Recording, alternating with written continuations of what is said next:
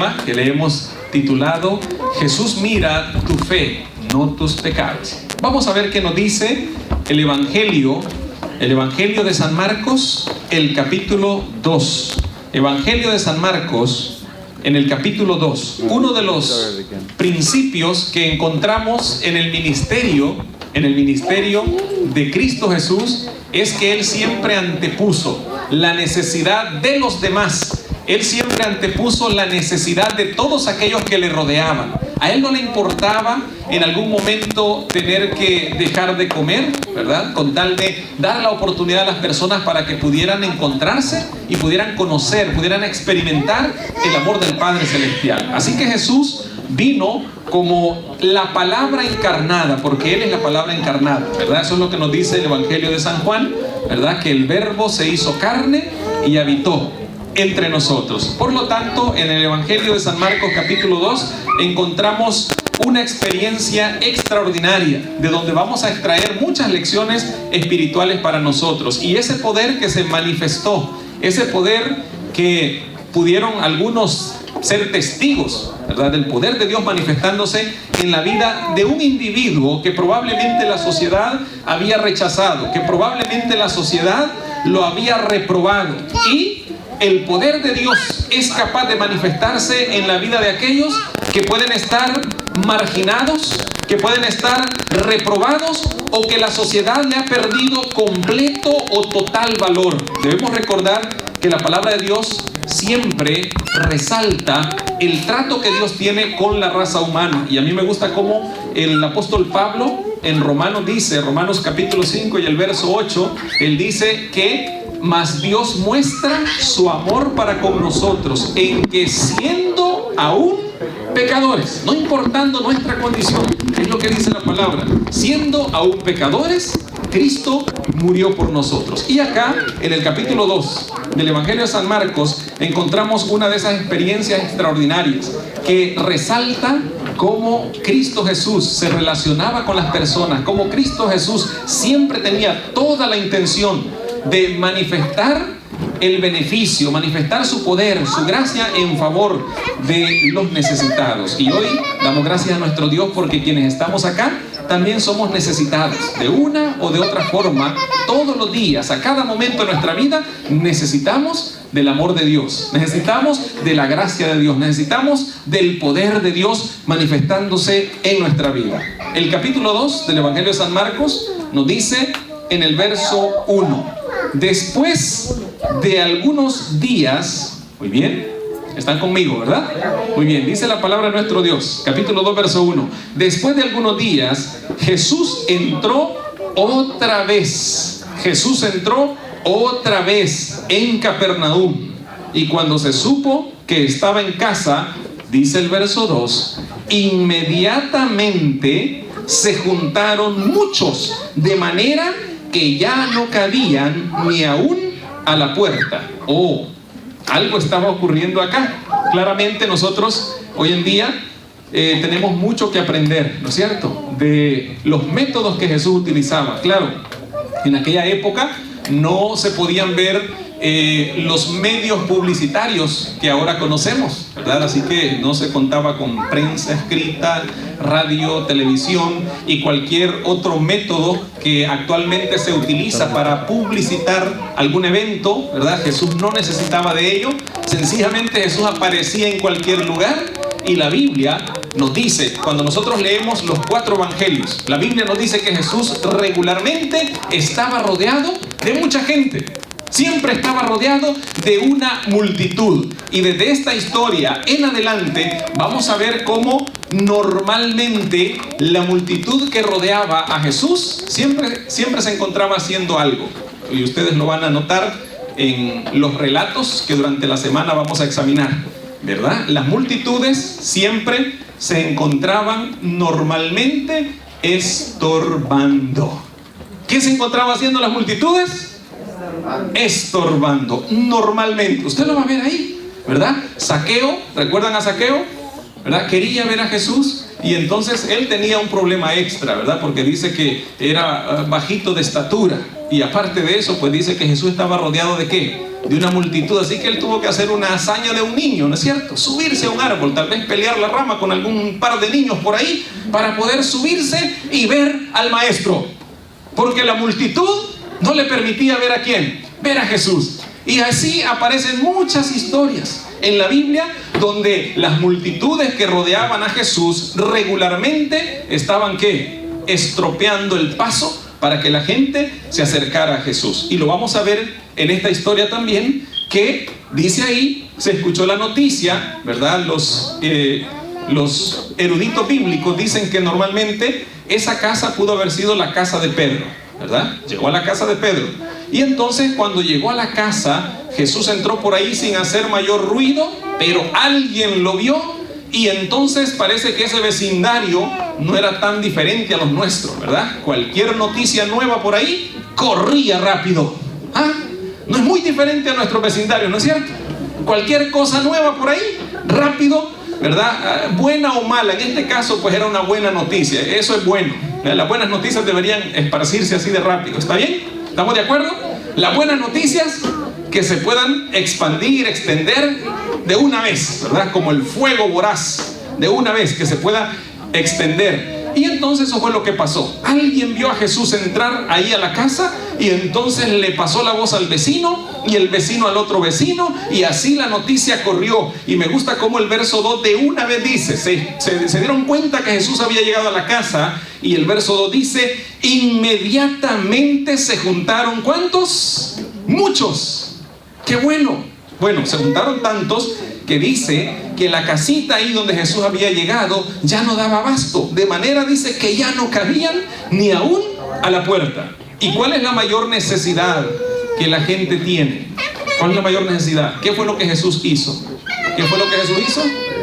Les predicaba la palabra. La mayor necesidad que nosotros tenemos, por eso Jesús lo dijo, ¿verdad? No solo de pan vivirá el hombre, sino de toda palabra. El problema es que el ser humano ha reducido a la mínima expresión su existencia. Solo vive para el pan diario, solo trabaja para el pan físico, y ha dejado de lado lo más importante, lo primero y lo mejor, que es alimentarse espiritualmente. Por eso el mundo languidece, no porque le falte comida. En realidad, como se dice, que actualmente, hace unos días yo leí una estadística que decía que este mundo produce, ¿verdad?, el 250% del alimento que necesita, ¿verdad? El problema es que está mal distribuido y por eso hay millones con hambre. Pero en realidad en este mundo se produce el doble y un poquito más de lo que necesitamos para que todos podamos alimentarnos. Pero el problema es que está mal distribuido. En algunos lugares del planeta, ¿verdad?, hay un altísimo desperdicio de alimento. Y ustedes lo pueden ver a su alrededor, ¿verdad? Mientras que en otros lugares no lo hay. Así que la mayor necesidad del ser humano, pues no es únicamente, porque si lo necesitamos, no es únicamente el alimento físico, sino el alimento espiritual. Y por eso Jesús, cuando la multitud llega ahí, todo tipo de personas llegó ahí, dice que Él tomó la iniciativa y comenzó a predicarles la palabra. Noten algo, y lo voy a mencionar ya. Entre la multitud había todo tipo de personas, ¿sí? Ahí estaban esta multitud estaba mayormente compuesta por los... Así que vamos a ver si lo pescamos haciendo algún milagro. Así que entre la multitud van los curiosos, ¿verdad? Nosotros les llamamos los mirones, ¿no es cierto? Andan siempre viendo por ahí y qué está pasando ahí, ¿verdad? Y como la gente llama gente, ¿verdad?, ¿qué pasa por ahí? Y empezaron a juntarse, ¿verdad? Y se dieron cuenta que el que estaba ahí era Jesús. Y cuando Jesús los mira, Él aprovecha para predicarles la palabra, porque era la necesidad que ellos tenían.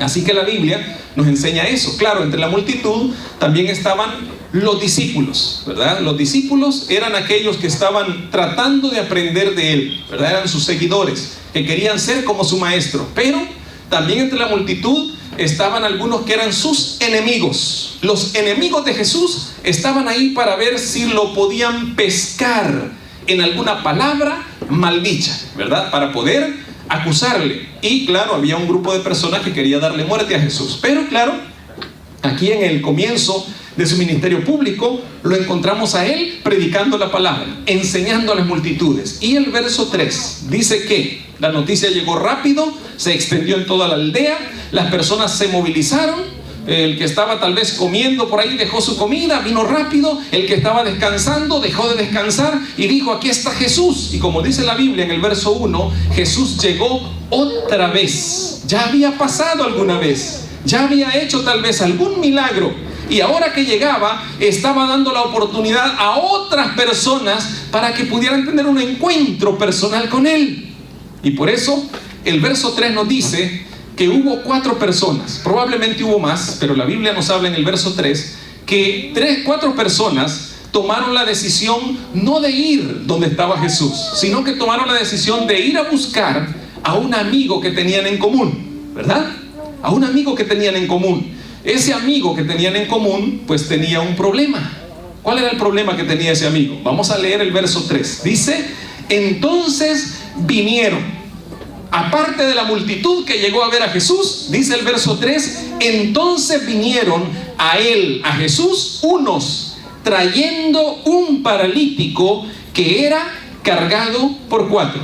La Biblia dice que era cargado por 4, pero nos dice que eran unos. Puede ser que aparte de los 4 que venían cargando, pues tal vez venían otros ahí. Pero nos vamos a enfocar en los 4 que venían ahí. Y debo mencionar lo siguiente: este pasaje, el verso 3, nos indica que aparte de toda la gente que había llegado porque tenía necesidad de Jesucristo, aparte de los que habían venido, estaban estos amigos que pensaron no solamente en ellos podían caminar, ellos podían llegar rápidamente, estaban pensando en otro que prácticamente le era imposible venir a Jesús. Y yo debo decir a la iglesia que hay muchas personas que no van a venir a Jesús si usted no va a traerlo. ¿Sí? La parálisis de algunos tal vez no es parálisis física. La parálisis de algunos puede ser que tienen ahí, ¿verdad?, su trabajo, entonces puede esperarlo usted un poquito más, como estos que llegaron un poquito tarde. Estos llegaron un poquito después de la hora, ¿no es cierto? Pero no venían solos, ¿amén? Amén. ¿Qué? Traían a alguien más, ¿no es cierto? Amén. A alguien que necesitaba que lo trajeran. Y a mí me gusta mucho decirlo de esta manera: este hombre se encontró con su primer impedimento. ¿Cuál era su primer impedimento? El paralítico, que era paralítico, no podía andar por sí mismo. Pero yo digo, gloria a Dios, porque cualquier cosa que nosotros consideremos impedimento, en realidad es una oportunidad para que alguien más pueda hacer uso de su capacidad, de sus dones y de sus talentos para ayudarle a sobreponerse a ese impedimento. Amén. ¿Amén? Amén. El paralítico no podía venir, no importa, no podía venir sobre sus 2 pies, perfecto, venía sobre ¿cuántos pies? Wow. Sobre 8 pies. ¿Ah? ¿Cuántos decimos amén? ¿Cuántos decimos amén? Había un impedimento, no, es paralítico, él no va a venir. No va a venir, mandémosle 4 para que venga. ¿Cuántos decimos amén? Amén. Así que fueron estos 4. El que no pudo venir de pie, ¿verdad?, sobre sus propios pies, venía en un 4x4. ¿Cuántos decimos amén por eso? Amén. Venía en su 4x4. Claro, siempre que alguien va a venir a Jesús, alguien se va a acercar a Jesús, siempre se va a encontrar con varios impedimentos, ¿no es cierto? El primero, por la gracia de Dios y por la iniciativa de estos amigos, había sido superado. Pero no termina ahí, la historia no termina ahí. Dice ahí en el verso 4, y como no podían, ya habían venido cerca. No sabemos qué tan lejos vivía el amigo paralítico, pero aquellos 4 fueron, lo agarraron, lo subieron al 4x4 y lo trajeron, ¿verdad? Pero llegando ahí donde estaba Jesús, había otro impedimento. ¿Qué dice el verso 4? Hay un segundo impedimento ahí. ¿Cuál era el segundo impedimento? ¿Había una qué? Había una multitud. La multitud. Y noten bien, y recuerden lo que ya dije. ¿Qué es lo que hacen las multitudes? Miren, por favor, nos permiten pasar por ahí. Escuchamos a Jesús, pero queremos pasar con el paralítico. ¿Por qué no nos permiten llegar ahí? ¿Qué creen que decía la gente? Apúrense, váyanse, llévense ese paralítico. Y quiero recordarles algo, en el tiempo bíblico, y mayormente ahí, se manifiesta mucho en el siglo I de la era cristiana, ¿verdad? Habían 3 enfermedades que eran consideradas como maldición directa de Dios. Una de ellas era la parálisis, las otras 2, el flujo de sangre y la lepra, ¿verdad? Eran 3 enfermedades que eran consideradas como castigo directo de Dios, como una maldición de parte de Dios. Así que ¿quién estaba interesado en darle permiso a alguien que estaba, según el concepto de ellos, bajo la maldición de Dios, bajo el castigo de Dios? Tú estás así por tu pecado. Y claro, hay muchos que se deleitan en señalar, ¿verdad?, el pecado de los demás, pero a veces se olvidan que podemos tener nosotros otros que son un poquito peores, ¿no es cierto? Los internos de eso, como Jesús lo dijo, no es que lo que contamina es lo que, ¿verdad?, lo que desembuchamos, ¿no es cierto? Lo que sale de adentro, eso es lo que más contamina al hombre. Lo que entra, pues entra y sale, ¿cuál es el problema? Pero lo que sale, eso contamina al hombre. Así que había mucha gente que no tenía la mínima intención, no tenía el mínimo interés de que este paralítico con sus amigos pudieran pasar en medio de la multitud y ponerse frente a Jesús. Así que era imposible que ellos pudieran tener alguna oportunidad de pasar en medio de la gente y llegar a Jesús. Ellos se dieron cuenta que no tenían oportunidad. El verso 4 dice: y como no podían acercarse a él ¿a causa de qué? De la multitud. Muy bien, ¿cuál era el segundo impedimento de este hombre o de los amigos de él? La multitud. El problema hoy ya no solo era del paralítico. Al principio era solo del paralítico, ¿no es cierto? Al principio solamente era problema del paralítico porque él no podía caminar. Ahora los amigos vienen y lo traen cargado. Y cuando llegan donde está Jesús, ahora el problema no solamente era del paralítico. El problema era ¿de quiénes? De todos los que estaban ahí, ¿verdad? De los amigos que lo traían. Y dijeron, bueno, probablemente el paralítico pudo haber pensado, ya ven, se nos acabó, volvamos mejor, déjenme donde estaba, quiero volver atrás. Y siempre que alguno tiene la intención de volver, de venir a Jesucristo, normalmente encontrará razones para volverse sobre sus pasos, ¿sí? Y muchas veces son esas multitudes las que le dan los motivos, las razones para devolverse. ¿Qué representan esas multitudes? Las multitudes, ¿qué representan? Bueno, comienzan con las multitudes internas, ¿verdad?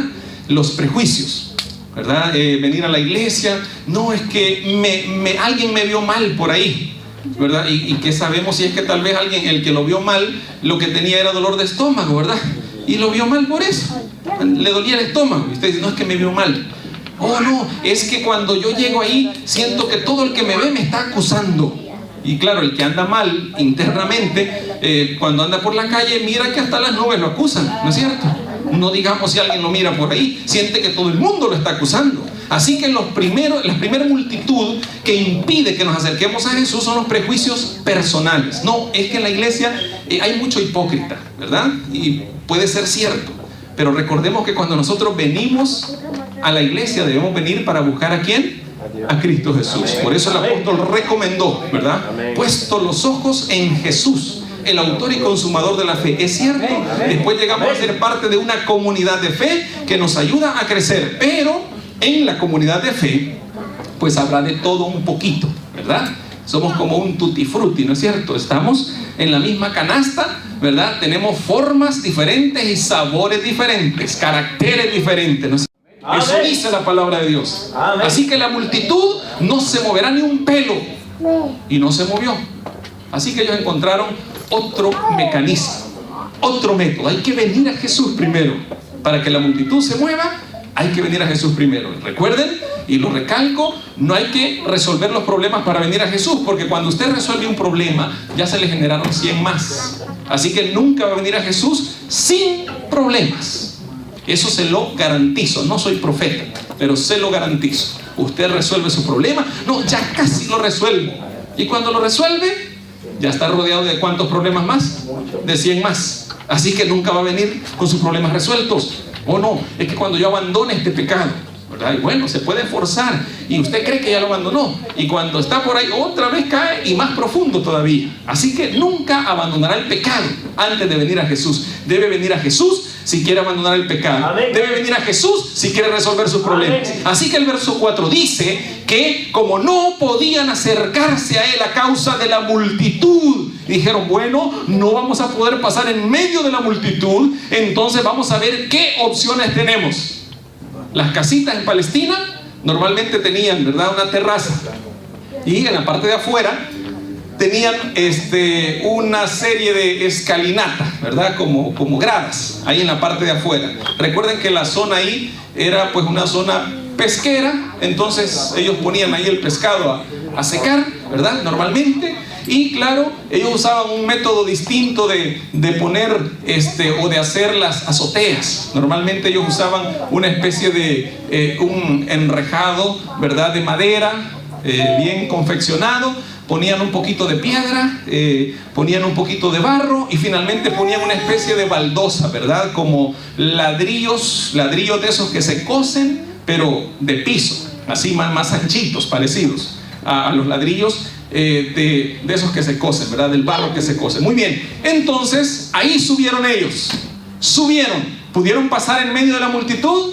No. ¿Pudieron pasar en medio de la multitud?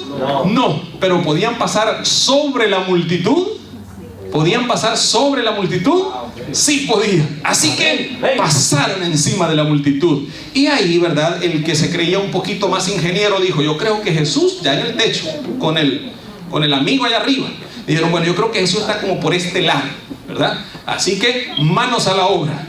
¿Cómo que manos a la obra? Manos a la obra, hay que meterlo por aquí arriba. ¿Cómo? Aquí. Y encontraron no sé qué herramientas para poder abrir el techo. Ese era el tercer impedimento que tenían, el techo. ¿Qué puede ser ese techo? Usted dice, yo no veo nada. Aquí no veo ninguna posibilidad. Es cuando nosotros no vemos ninguna posibilidad de cambiar. Cuando no vemos ninguna posibilidad de acercarnos a Jesús. Y noten ustedes que cuando el paralítico y sus amigos estaban allá abajo, tal vez podían medio ver a Jesús un poco, ¿no es cierto? Ahí entre la multitud, allá a lo lejos miraban a Jesús y podían escuchar un poquito mejor a Jesús. Ahora que habían salido y habían subido, probablemente ya no escuchaban a Jesús, o lo escuchaban a lo lejos, pero ya no podían, ¿qué? Ya no podían verlo. Y ahora sí era un tremendo problema. Alguno de ellos pudo haber dicho, Jesús tal vez ya va a terminar el sermón y ya se va a ir. Aquí vamos a quedar arriba y se van a burlar de nosotros. No importa que la gente se burle. Vamos a hacer nuestro esfuerzo y Dios va a recompensar nuestro esfuerzo. Ellos lo pensaron. Abrieron ahí. Claro, cuando comenzaron a caer, ¿verdad?, los restos por ahí, Jesús dejó de predicar, ¿verdad? Interrumpieron el sermón ahí, interrumpieron ahí la liturgia, la interrumpieron. ¿Y qué se creen esos que están allá arriba? Rompieron el techo.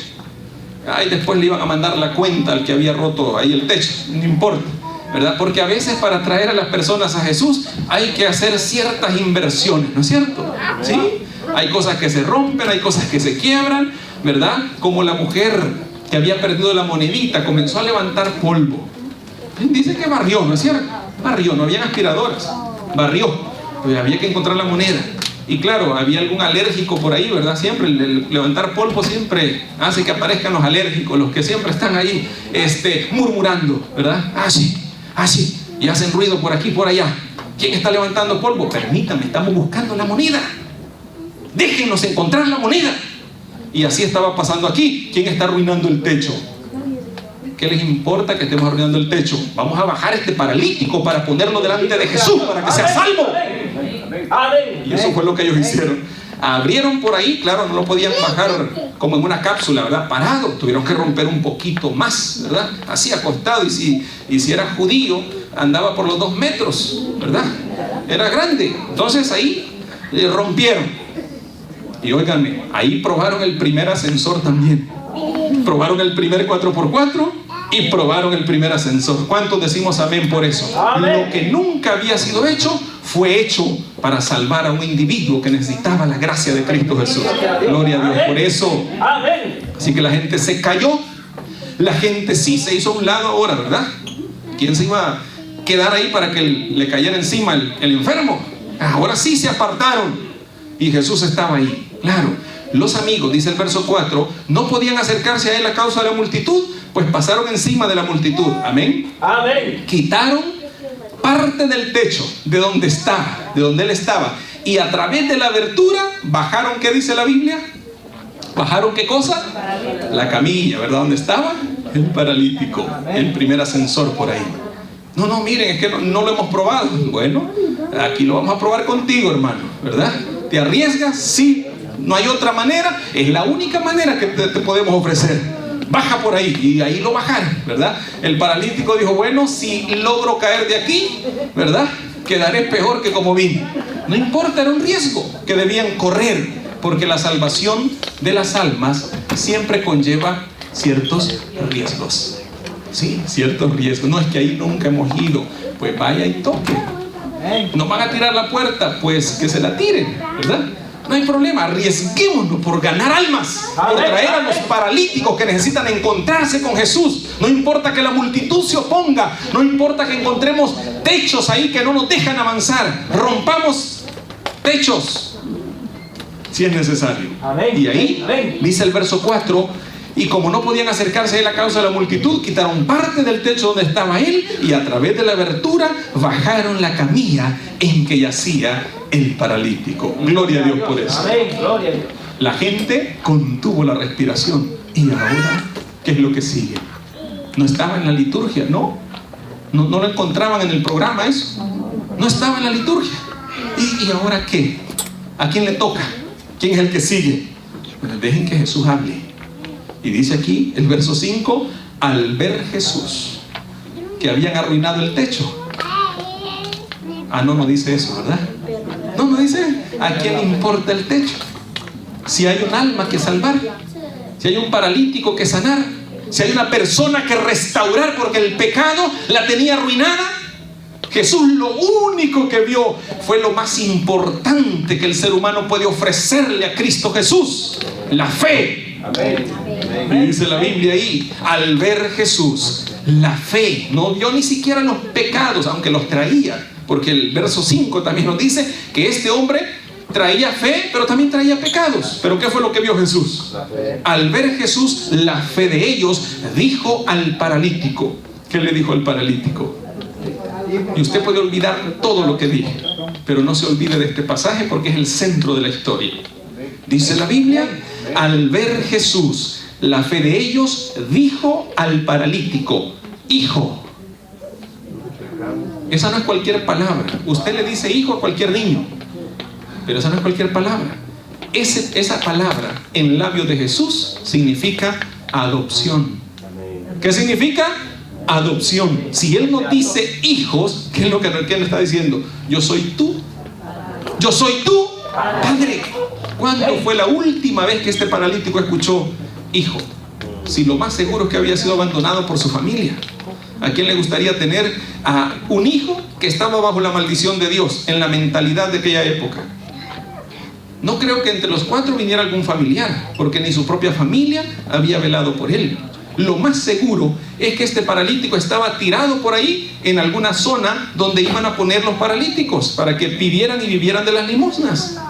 Como los leprosos iban al valle de los leprosos, los paralíticos y enfermos se iban a una zona donde vivían por la misericordia de la gente. ¿Y qué tan misericordiosa es la gente de aquella época? No mucho. Y entonces la Biblia dice que este hombre fue traído donde debía ser traído, donde la gracia de Dios lo podía alcanzar, donde podía ser alcanzado por la gracia de Dios. Y aquellos hombres arriesgaron todo al relacionarlos con el paralítico. No les importó. Ellos vinieron para hacer la obra que debía ser hecha y trajeron al paralítico delante de Jesús. Y Jesús le dijo, hijo. ¿Cómo se llama esa palabra? Adopción. Le estaba diciendo, tú eres bienvenido en la familia de Dios. Tú eres bienvenido a la familia de Dios. Y lo siguiente es un resultado espiritual para él. ¿Qué más le dijo Jesús? A ver, ¿quiénes tienen el verso 5 ahí? Tus pecados te son perdonados. ¿Cuál fue la segunda bendición que él recibió? El perdón de sus pecados. La primera bendición, ¿cuál fue? La adopción. Estaba lejos de la familia, hoy se le dio la bienvenida a la familia de la fe. Venía con sus pecados que lo atormentaban. Cuando se encontró con Jesús, Jesús le dijo: tus pecados te son perdonados. Jesús sabía que este hombre necesitaba el perdón, por eso lo perdonó. Y claro, ahí más adelante aparecen los que siempre murmuran, ¿no es cierto? Siempre van a aparecer por ahí. Usted no se extrañe que alguien le diga después: ahí ve, y ahora ya andas con una Biblia, ya no andas con una botella. No importa, siempre van a aparecer los murmuradores. Pero mírate, si tú quién eras y ahora quién te crees, no importa, ahí van a aparecer. Yo no voy a leer para ustedes el verso 6 y todos los que siguen por ahí. Voy a leer para ustedes el verso 8 en adelante, porque nos interesa la obra de Jesús. Amén. No la obra del diablo. Ya sabemos que la obra del diablo está por ahí y siempre estará y tendrá sus instrumentos. No importa, usted enfóquese en Jesucristo y la obra que Él quiere hacer en su vida, y usted verá los resultados poderosos en su vida. Para honra y gloria de Dios. Usted será salvo por la gracia de Cristo Jesús. Y dice ahí el verso 8: y conociendo luego Jesús en su espíritu que pensaban de esta manera dentro de sí mismos, les preguntó: ¿por qué pensáis así? ¿Estaba correcta la forma en que pensaban ellos? ¿Los que murmuraban? No, más bien Jesús los estaba reprendiendo, y ahora los reprende aún más y le dice: ¿qué es más fácil decir al paralítico: tus pecados te son perdonados? O decirle: levántate, toma tu camilla y anda. Muy bien, ahora vamos a leer el verso 5 y luego vamos a saltar al verso 10 para que podamos entender las 3 bendiciones que Jesús realizó en la vida de este hombre. Los 3 milagros que Jesús realizó en la vida del paralítico, en la vida del desahuciado, en la vida del despreciado, en la vida de aquel que no valía nada. ¿Qué fue lo que hizo Jesús? Verso 5, vamos a leer nuevamente. Al ver Jesús, ¿qué fue lo que vio Jesús? La fe. Al ver Jesús la fe de ellos, dijo al paralítico: hijo. A esto se le llama adopción. Amén. Tus pecados te son perdonados. A esto se le llama salvación. Amén. Amén. Amén. Y finalmente el verso 10 dice: pues para que sepáis que el Hijo del Hombre tiene potestad en la tierra para perdonar pecados, dijo al paralítico, verso 11: a ti te digo, levántate. ¿Cómo le dijo? Levántate, toma tu camilla y vete a tu casa. ¿Cuántos decimos amén por eso? Amén. Ahora escuchen lo que pasa, porque la historia no ha terminado. Escuchen lo que pasa acá. Verso 12: entonces él se levantó y tomando la camilla, ahora sí, salió. ¿Dónde salió? ¿Por el techo? No, ahora no era necesario salir por el techo. ¿Ah? Oh, ¿salió dónde? Aquella multitud que antes no lo había dejado entrar, ahora se hacía a un lado y lo dejaban salir, porque ahora iba con la camilla aquí, e iba caminando. Los amigos fueron necesarios para traerlo, no para regresar, ¿no es cierto? La obra de ellos era traerlo a Jesús. Cuando Jesús se encarga de la situación, pues Él es el que sabe cómo saldrá la situación. Y ahora le dice al paralítico: puedes irte tranquilo, eres hijo de Dios. Amén. Tus pecados han sido perdonados. Amén. Y también tú has sido sanado, que fue la tercera bendición que este hombre recibió. Así que no solo recibió la bendición primaria por la que ellos venían para que su amigo caminara por lo menos, pues no solamente recibió eso, en realidad fue recibido como hijo de Dios. Amén. ¿Sí? Amén. Sus pecados le fueron perdonados. Amén. Y finalmente pudo irse tranquilamente a su casa porque sus pecados habían sido perdonados. Y ahora dice ahí que la gente, ¿verdad?, que no lo había dejado entrar, ahora sí se hizo a un lado para que él pudiera salir. Y no solo le dieron permiso, la mentalidad de esa gente cambió. Dice ahí: y tomando su camilla salió en medio de todos, o delante de todos, de manera que todos se asombraban y decían, ¿qué es lo que decían? Y glorificaban a Dios diciendo: nunca, ¿qué dicen? Hemos visto tal cosa. Nunca hemos visto tal cosa. La multitud que ellos tenían la intención de mover, que no pudieron mover, solamente fue movida antes de encontrarse con Jesús o después de encontrarse con Jesús. Después de encontrarse con Jesús. ¿Cuál es el problema de la raza humana? Que siempre está tratando de mover las multitudes antes de encontrarse con Jesús. Y es lo que estamos diciendo. Las personas que creen que pueden resolver sus problemas antes de venir a Jesús están equivocadas y por eso se frustran. Tienen que venir a Jesús primero, ¿verdad? No deben mover la multitud para venir a Jesús, deben venir a Jesús primero para mover la multitud. Amén. Y ahora dice la Biblia que cuando él salió, la gente más bien glorificó a Dios. La gente que no le daba entrada, pues ahora le da salida y se mueve. Los problemas van a comenzar a moverse cuando nos encontremos con Cristo. Nuestros problemas comenzarán a tener solución cuando nos hayamos encontrado con Cristo. Por eso la palabra dice claramente que la mayor necesidad del ser humano es venir a Cristo Jesús, es entregar su vida a Cristo y recibirá las bendiciones que Dios tiene para nosotros. Es probable que en esta noche alguno de los que está en nuestro medio tenga tal vez algún impedimento, o tal vez más de un impedimento, que de alguna manera siente que no le permite venir a Jesús. No, es que yo tengo en casa un familiar, ¿verdad? Mi esposa, mi esposo, que se opone a todo lo que huele a religión. Sí, esa puede ser su multitud, ese puede ser su techo, que no le permite venir a Jesús.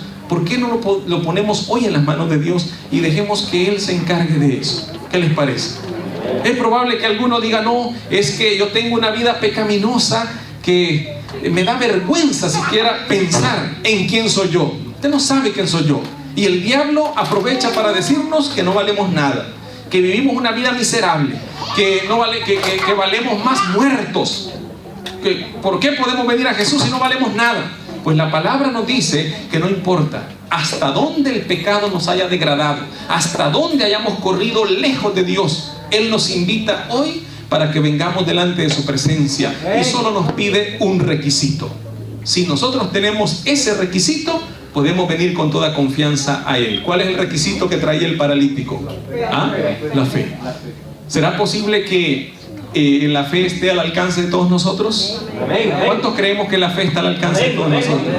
Bueno, eso es lo único que el Señor espera de nosotros, y es lo único que pide, y es lo único que mira. Todo lo demás Él lo va a resolver, pero Él mira, o Él ve solamente lo que puede hacer por nosotros, no como estamos, porque Él sabe qué es lo que va a hacer para transformar nuestra vida, pero sí Él quiere ver fe en cada uno de nosotros. Yo quisiera invitar en esta noche a todos aquellos que de alguna manera tienen alguna parálisis espiritual, o probablemente están rodeados de una gran multitud de problemas, de necesidades, de situaciones que lo traen angustiado, de situaciones que no le permiten crecer en la fe, que no le permite crecer en la gracia. Es probable que haya algo en su vida que no le permite tener esa plena vida en Cristo Jesús. Y hoy quisiéramos invitar a los amigos y a los hermanos que quisieran decirle: Señor, yo quiero venir a ti con la fe que tú has puesto en mi corazón, y si me hace falta fe, como los discípulos, debemos decirle: Señor, aumentanos la fe para que podamos tener ese encuentro